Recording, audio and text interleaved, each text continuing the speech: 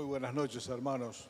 Señor les bendiga un día más para considerar la palabra de Dios. Un enorme privilegio que tenemos de hacerlo sin ningún tipo de obstáculo. Ayer en Pakistán estaban reunidos los hermanos y llegaron bandas armadas sospechando que se había cometido blasfemia y mataron a uno de los hermanos. Así que este hermano tiene nombre, tiene apellido, es de aquel lugar. Estamos orando por la esposa, por la familia, sencillamente por ser cristiano.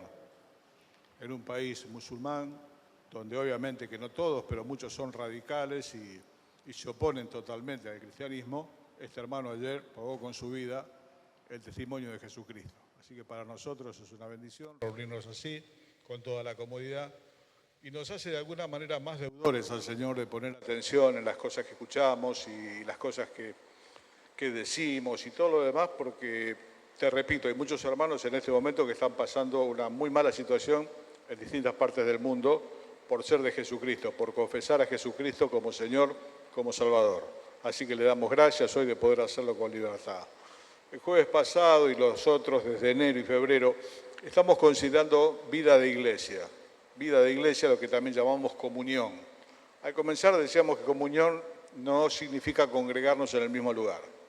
A veces le dije, sí, yo estoy en comunión en tal lugar, yo voy a tal lugar, yo voy ahí, estoy en comunión. Bueno, ir ahí necesariamente no es estar en comunión. Estar en comunión, como estábamos viendo, es una interacción permanente de los unos con los otros. Ya vimos unos cuantos de, como familia, los deberes que tenemos de unos para con otros. Somos la familia de Dios, así dice la Biblia. Un enorme privilegio, ¿no?, pertenecer a la familia del Señor. Somos hijos adoptados, no somos hijos nacidos como el Señor Jesús en su humanidad, ¿no?, hijo de Dios. Nosotros somos hijos adoptados. Fuimos adoptados por el Señor, pero somos miembros de su familia. Y bueno, hermanos, para nosotros es un gran privilegio. Cuando alguna familia ilustre de la tierra, la gente se jacta de ser de esa familia, de ese apellido. Bueno, nosotros somos del Señor, su familia, sus hijos, entre nosotros hermanos. Una gran cantidad de cosas. Lo último que veíamos el jueves, esta palabra que nos suena al colegio secundario, que es amonestarnos unos a otros. Y no significa ponernos amonestaciones, 10, 15, porque nos portamos mal.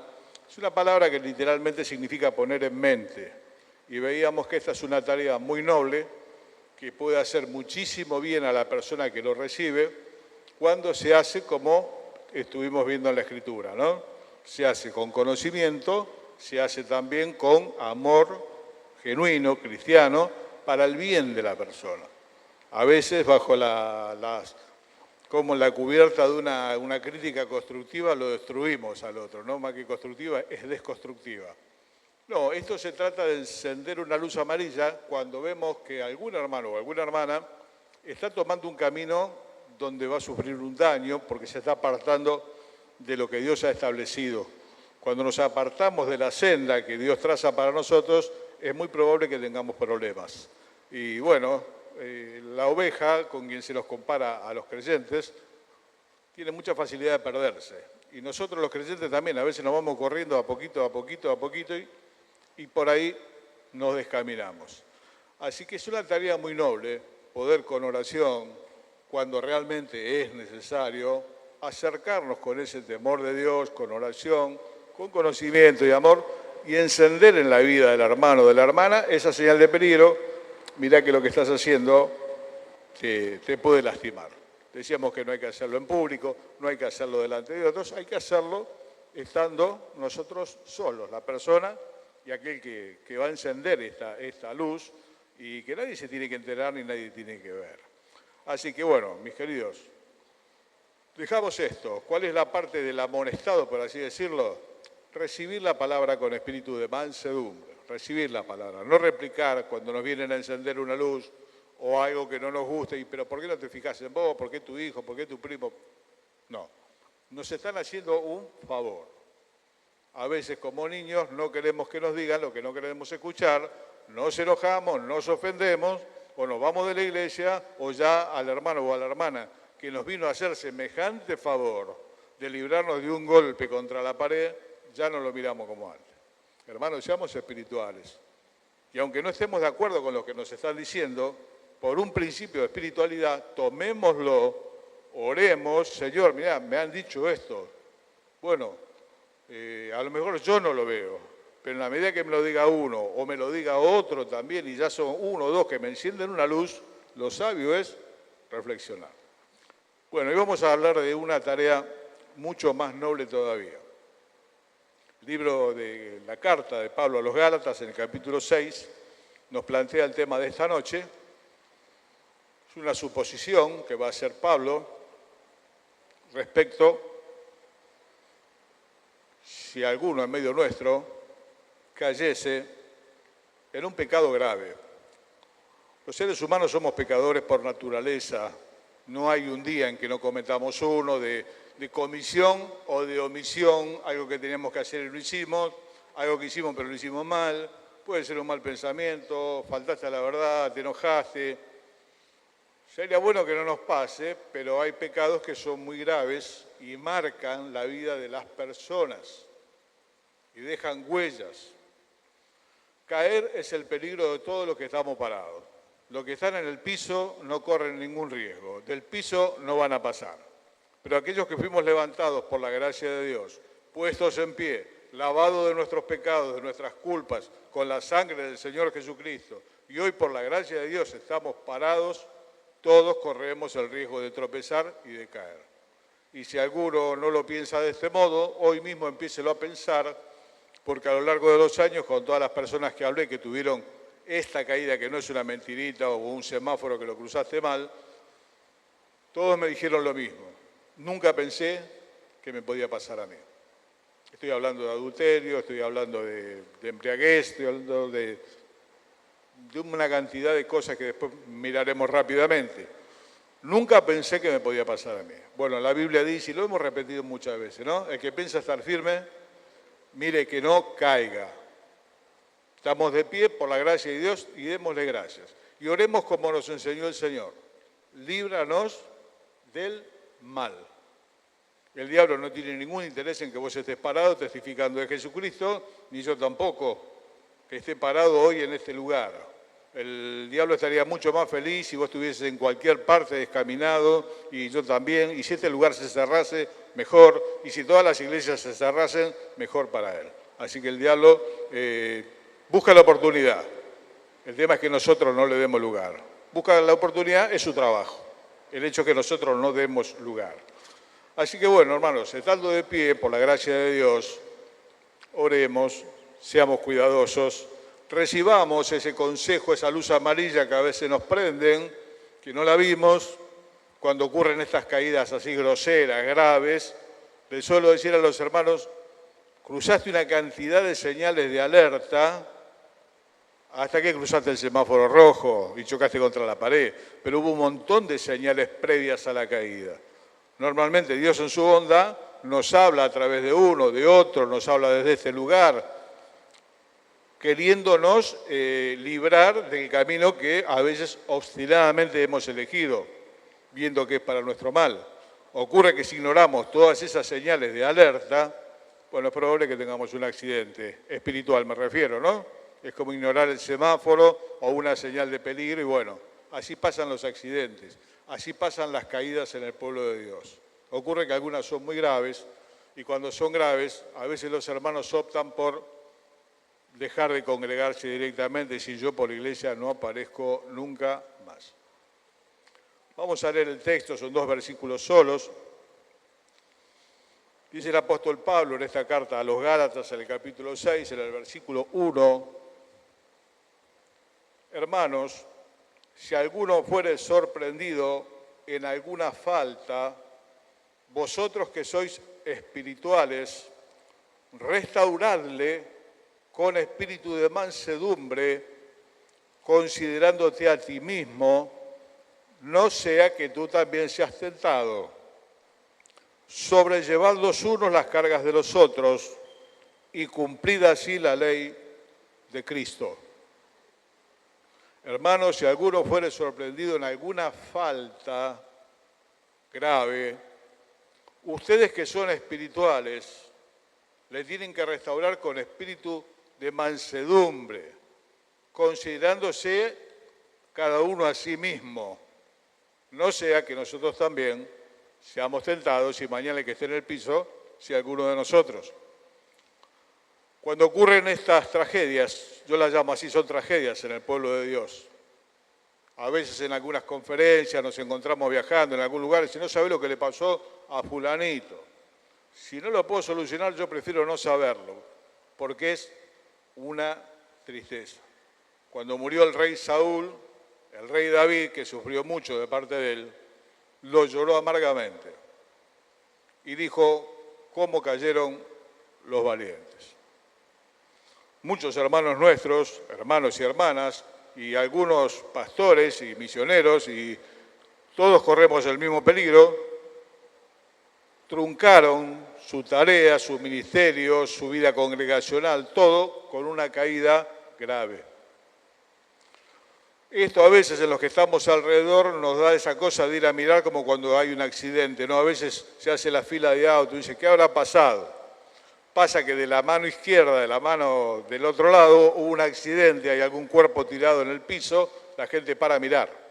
Entonces no es que hay un problema en la traza nuestra, están todos los coches parados mirando lo que pasó al lado.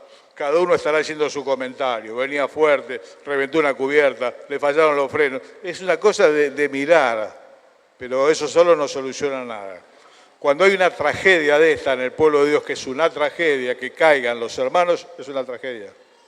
Como manantial corrompido, podrido, un manantial podrido es el justo que cae delante del impío. Es una tragedia, es una victoria del diablo. Cuando hermanos queridos, hermanas, líderes, pastores, misioneros caen en adulterio, en alcoholismo, en problemas de dinero, escándalos, que los hay. Y dice la Biblia que aún los más fuertes tuvieron esta experiencia de caer. Por eso es tan importante velar. Bien, ¿qué es lo que tenemos que hacer nosotros en vez de ponernos a mirar y comentar y tantas cosas más? Hoy vamos a ver una palabra que es restaurarle. Restaurar. Muchas veces se habla en este lugar de restaurar. Restaurar significa volver a poner las cosas como estaban antes. Siempre les cuento del padre de mi amigo que reparaba esas muñecas de loza muy viejas y los floreros que se habían hecho pedazos, lo reparaba de una manera que parece que nunca se hubiesen caído. Eso es restaurar. Restaurar es lo que Dios hace con vos y conmigo cuando le confesamos nuestras equivocaciones, nuestros errores, nuestros desvaríos, y Dios en su bondad nos perdona y nos pone nuevamente en comunión con Él.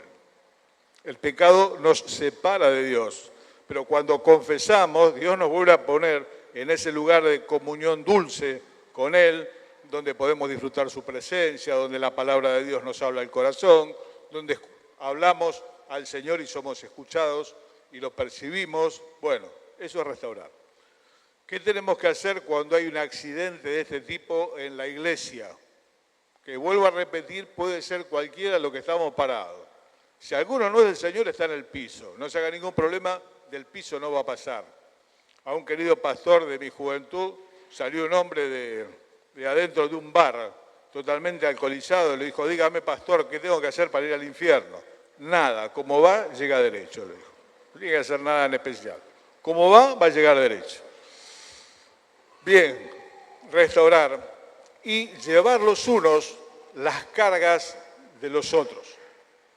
Estas cargas, no se trata de una mochila del colegio, ¿no? Que los doblan a los chicos la mochila del colegio.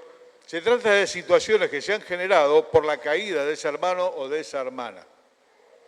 No hay caída que no tenga consecuencias, siempre. Cuando caminamos por la calle puede ser un raspón en el pantalón, puede ser un golpe en la espalda, puede ser un golpe contra el adoquín y me morí. Hay caídas, chicos en moto sin casco, caen, ¿dónde? Contra el cordón de la vereda. De la forma más tonta perdió la vida. Nunca se sabe hasta dónde va la caída. Señor, guardame del mal, guardame de caídas. Guardame del diablo, guardame de mí mismo también. Entonces esas cargas son situaciones que se generan en la vida del que cayó. Además de estar caído por lo que le pasó, de estar quebrantado, en el mejor de los casos, no quiero hacer esta aclaración, Todo lo que vamos a decir hoy es si la persona, y lo digo en genérico, ¿no? Hombre o mujer, cae y tiene intención de ser restaurado. Si alguno fuere sorprendido en alguna falta, hay hermanos que se los ha sorprendido en alguna falta, no solo que no se arrepintieron, sino que siguieron por ese mismo camino. Y ahí no podemos hacer nada por él. Pero cuando el hermano o la hermana está quebrantado por lo que le pasó, está rodeado de problemas que se le generan. Una vez un hermano había caído en adulterio y me decía esto: nunca pensé que me podía pasar a mí. ¿Qué es lo otro que me dijo? ¿Cómo se lo cuento a mis hijos? ¿Cómo le cuento a mis hijos que engañé a la madre con otra mujer? Se le vienen una cantidad de problemas, donde por ahí ya no pueda volver a ingresar al hogar, un montón de cosas. Entonces ya el haber caído es un problema. Y todas las consecuencias que trae la caída son un problema extra. Por eso los que estamos alrededor, en vez de ponernos a mirar, a comentar cómo cayó, cómo no cayó, si le fallaban los frenos, qué le pasó, lo que tenemos que hacer es restaurarle, siempre que el hermano y la hermana quiera, con un espíritu manso, sabiendo que el que puede estar en el suelo puedo ser yo. Es que es muy triste estar en el suelo y que todos miren.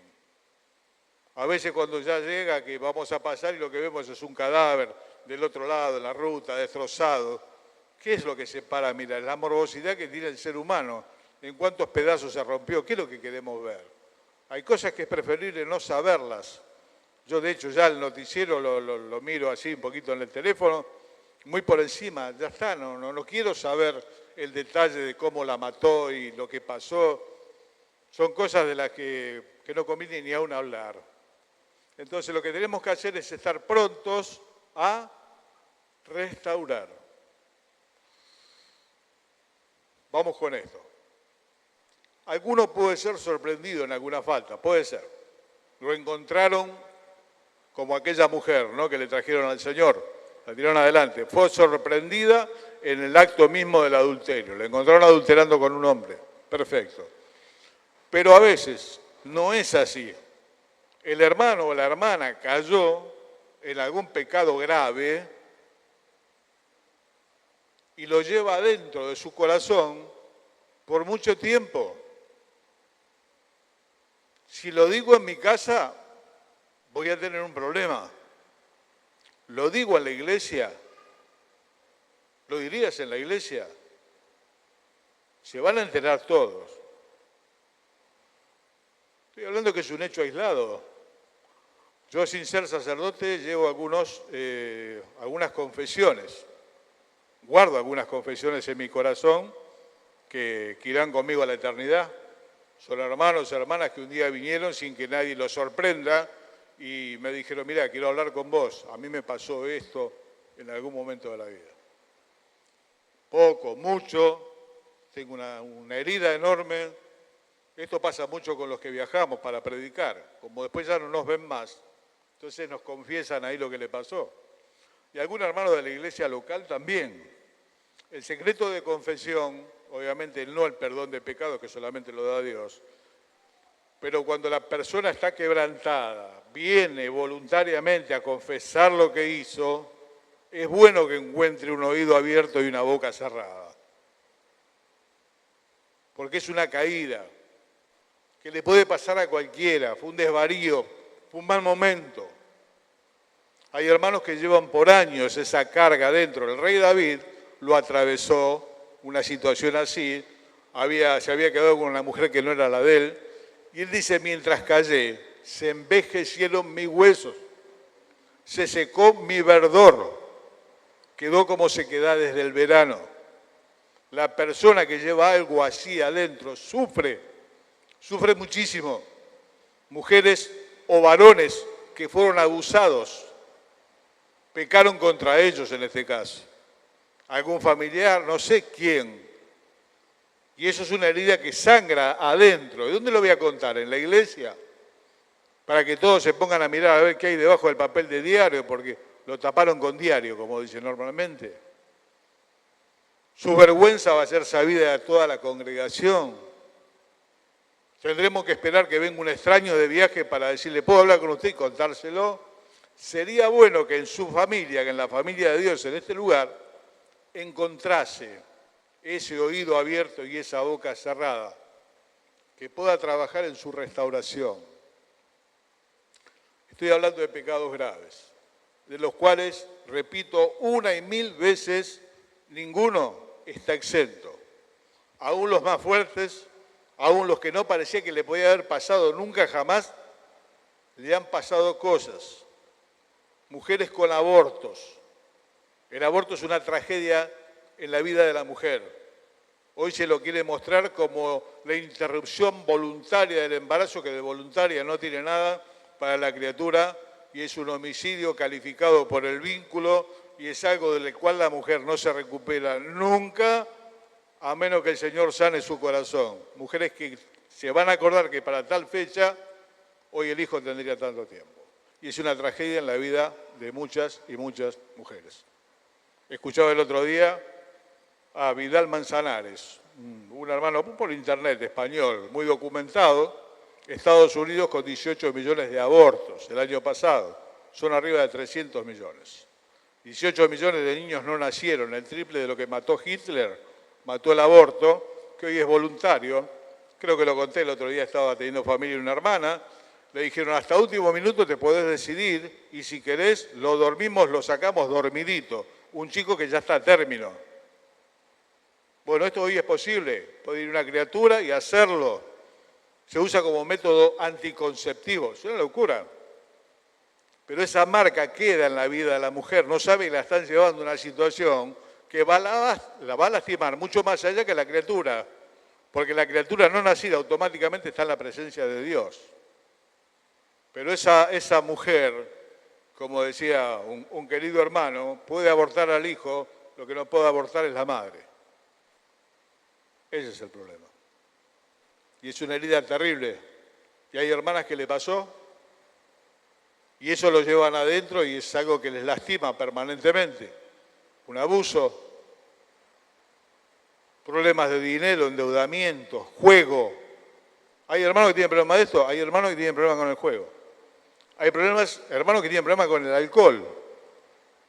Y hay hermanas que también, acá dice que no, las mujeres no sean dadas al vino. Hay mujeres que beben por la tragedia de sus vidas. Tantas cosas, tantos dolores. Y dice, entonces no es del Señor. No te apures, hermano, no te apures. Conoce el Señor a los que son suyos. Es una persona que está lastimada, si es que está arrepentida, ¿no? Y viene y con pesar te va a abrir el corazón. Lo que necesita es un oído abierto y una boca cerrada. Que sepa acompañar. Que sepa acompañar sin juzgar. A veces juzgamos con la cara, ¿no? Cuando alguien nos cuenta algo ya ponemos una cara que nos dice mejor que no le diga lo que queda porque no me saluda más. No, hermano, es la actitud equivocada. Considérate a vos mismo. Pensá qué pasaría si el que está en el piso sos vos. ¿Qué pasaría si el que está en el piso soy yo? Y lo voy a tratar como me gustaría que me traten a mí, con misericordia. Porque estoy caído, estoy lastimado, el pecado ya lo cometí. Estoy hablando de un pecado grave, te vuelvo a decir. No de que le dijiste tonto a otro, de cosas que marcan la vida. Y no necesito un análisis exhaustivo y un montón de comentarios. Necesito alguien que se ponga a mi lado, como aquel buen samaritano que refirió el Señor para decir quién era el prójimo. 3 personas pasaron de largo por distintos motivos, estarían apurados. Vas a saber que 2, el tercero se bajó. Era un samaritano, no era un verdadero judío. Pero había uno que estaba herido medio muerto y se bajó de la cabalgadura. Y dice que vendó las heridas porque llevaba el botiquín en el caballo. ¿Vos pensás que llevaba el botiquín en el caballo? No, los caballos no tenían botiquines. Seguramente alguna prenda de él, de alguna pertenencia de él, hizo para vendarle las heridas y poner un poco de aceite y curar. Un samaritano, hermano, acá adentro. Un restaurador habrá acá adentro. A veces la gente le da vergüenza contárselo al pastor. ¿Qué va a decir el pastor? Sería bueno que no diga nada porque él también es un pecador. que se acuerde de su condición, de lo bueno que fue el Señor con él, que se ponga en la situación y que pueda ayudar. La gente tiene miedo de ser señalada. Hay hermanos que han vuelto después de muchos años y algunos recibieron la mirada del hermano mayor de la parábola del hijo pródigo, ¿no? Mira quién vino. Listo, ya los fideos, estamos todos. Volvió, che. No, querido, no. Cuando volvió el hijo pródigo, que malgastó todo y demás, el hijo mayor se enojó muchísimo y tuvo una mirada muy dura para con el hermano, que no fue la mirada del padre, que se alegró de recibirlo, que lo abrazó, que ya lo vio arruinado, que no hace falta arruinarlo más, ya está arruinado. Entonces volvió a ponerle el anillo de familia en la mano, le puso los zapatos, estaba descalzo, le hizo poner ropa nueva.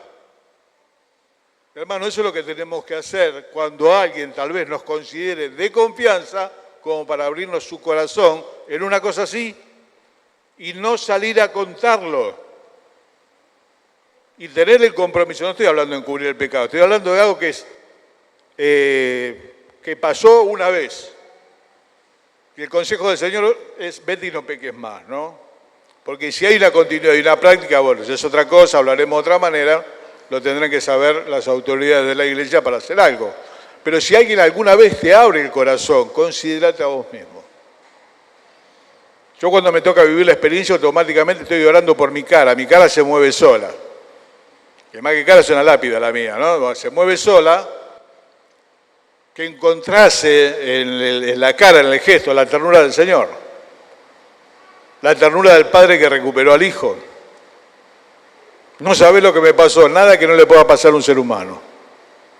Nada que no le pueda pasar a un ser humano. En una ocasión estaba entrando a una iglesia en el Gran Buenos Aires y me dice un hermano, le manda muchos saludos a mi suegro, fulano de tal. Uy, hace muchos años que no lo veo. Él es el que me llamaba para invitarme para las reuniones. No lo ve porque está preso. ¿Qué le pasó? Mató a la señora. Había enviudado. Por no estar solo, tantas cosas más, volvió, se casó. Lo desesperó de tal manera, un hombre grande, mató a su mujer. ¿Puede pasar? Pasó, no es que puede pasar. Hermanos con deudas y deudas y deudas, ¿cuál es el problema? El juego. ¿Puede pasar? Claro, es un ser humano, le puede pasar. Hermano, nos puede pasar de todo a todos. Si alguien nos abre el corazón, oremos que Dios nos dé la gracia de saber tratarlo, porque está desnudando el alma. Lo último que necesita es una puñalada en el corazón. Ya está. Un embarazo fuera del matrimonio. Qué problema, ¿no? ¿Y ahora qué hago? Y ahora vamos a ayudar. Lo que no vamos a hacer es abortar, ahora vamos a ayudar, pero es todo un problema, ¿eh? Es todo un problema. La familia, vuelvo a decir, el adulterio cuando hay que decírselo al otro, sea el esposo o la esposa. ¿Qué vamos a hacer? Bueno, vamos a ayudar. Llevar los unos las cargas de los otros y cumplir así la ley de Cristo. Esta ley de Cristo es la ley de aquel que llevó nuestras enfermedades y sufrió nuestros dolores. Cuando el hombre pecó ya en el jardín del Edén, Dios no se quedó mirando de lejos, no solamente elaboró el juicio que lo condenó, diciéndole todo lo que iba a pasar, sino que automáticamente buscó soluciones. Ese hombre estaban cubiertos con hojas de higueras, con su mujer, ahora tenían vergüenza, habían desobedecido a Dios comiendo un fruto que no se sabe qué fruto es, y hoy sentían la vergüenza que trae el pecado. El pecado siempre trae vergüenza, dolor, te querés apartar, no querés cruzar a los hermanos, de ir a la iglesia, ni que hablar. ¿Cómo voy a ir ahí? ¿Qué van a decir? Somos todos pecadores arrepentidos, quiero pensar que sí, y tendríamos que entender situaciones de este tipo. No digo los más jóvenes, los que ya tenemos algunos años, qué bueno sería que nos recuerden como restauradores, como alguien que ayudó a restaurar una vida, ¿Qué es lo que Dios hace con la vida cuando se la lleva hecha pedazos? El Señor tomó tu vida hecha pedazos, tomó mi vida hecha pedazos, tomó la vida de Adán, de Eva, mató unos animales y hizo unos vestidos de pieles. Estaban vestidos con hojas para que cubran su desnudez y les prometió salvación. Querido, Dios es bueno, para siempre su misericordia. No hay un pecado que Dios no pueda perdonar cuando hay una confesión abierta, un corazón arrepentido. Dice la Biblia, el corazón contrito y humillado no despreciarás tú, oh Dios. Eso lo escribió el rey David, que se quedó con la mujer de uno de sus mejores soldados. Mandó a matar a ese mejor soldado que tenía, lo mandó a matar. Una cantidad de atrocidades. Y era el rey David, un hombre conforme al corazón de Dios. Pero era un ser humano. Nunca te olvides que sos un ser humano. Y que tenemos tendencia, naturaleza, a pecar por naturaleza.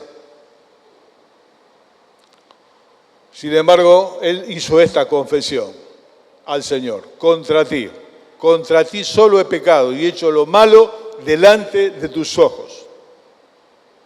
Y le pidió que borre las rebeliones. Y Dios lo restauró. Le dijo, no morirás. Va a haber consecuencias porque el pecado casi siempre tiene consecuencias. Al hijo no vamos a llamar a la cigüeña que se lo lleve de vuelta. La deuda, el alcoholismo, vaya a saber cuántas cosas más. Habrá que trabajar para solucionar. Hay que ayudarlo. Eso es llevar la carga. Habrá que ayudarlo a tratar con la familia, habrá que ayudarlo a tratar con una institución, habrá que ayudarlo, no sé en qué habrá que ayudarlo, pero tenemos que ayudar, hermano, no necesita más juicio.